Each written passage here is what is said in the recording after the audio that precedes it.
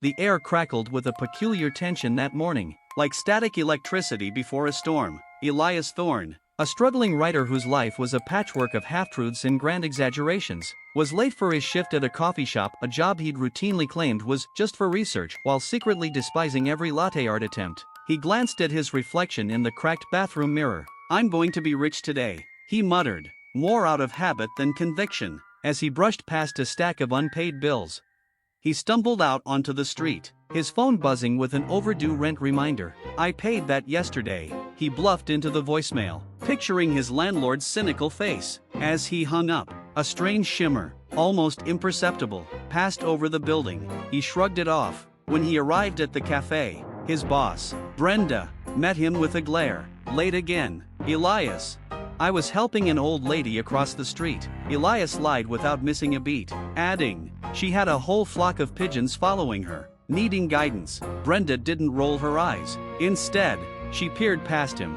"Really? Well, get to work, you hero." Elias blinked. He hadn't seen any pigeons, but looking out the window, he saw a frail woman struggling with a bewildered flock of birds waddling after her. His heart hammered. He checked his bank account. A new transaction from an unknown source had indeed covered the rent. Panic and exhilaration fought for control. He had to test it. "Brenda," he said carefully, "I fixed the espresso machine last week. It's now completely indestructible." A spark of blue electricity arced across the machine, and it whirred to life with a supernatural, silent efficiency. Every single lie was manifesting into reality. Throughout the day, Elias's life began to rewrite itself. He told a regular customer his novel was a bestseller. Within an hour, his agent called to say a major publisher was in a bidding war for his manuscript. He mentioned his lavish penthouse. He returned home to find his dingy apartment transformed into a palace of polished mahogany and velvet. He had lied to himself about his success so many times that his home was now a testament to his subconscious fabrications.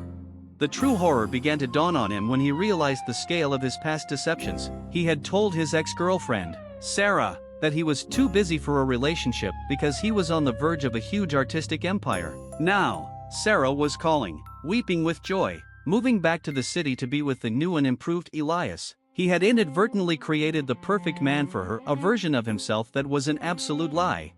He felt a profound loneliness. He was trapped in a gilded cage of his own making. Every compliment he'd ever given, every white lie to spare feelings, every self-deprecating joke, it was all now stark, unwavering reality. He went to a public park to process the chaos. He saw a child drop an ice cream cone. "That's all right," Elias thought. A comforting lie. A magical fairy will bring you another. With a faint pop, a brand new cone materialized in the child's hand. Elias shuddered. The world was unraveling at the seams of his casual dishonesty. The ultimate twist revealed itself when he tried to explain his predicament to his only friend, Liam, a cynical journalist. "Liam," Elias stammered, "I have to tell you something unbelievable. Every lie I've ever told, it's becoming true." Liam scoffed. "That's the most ridiculous thing I've ever heard. Elias, you're always making up stories." In that instant, a chilling silence fell. Elias looked at Liam. "Wait," Liam said, his voice trembling. "What did you just say?" Elias repeated. "Every lie I've ever told is becoming true." Liam looked at him with dawning horror. "No, that's not what I heard. I heard you say, every lie I've ever told is not becoming true." Elias froze. His attempt to speak the truth had been perceived as a lie by Liam, and because it was perceived as a lie, it instantly became Liam's reality. The power wasn't just activating with Elias's words, it was twisting based on the perception of those falsehoods. The world wasn't merely bending to Elias's spoken lies, it was morphing based on whether people believed him or not.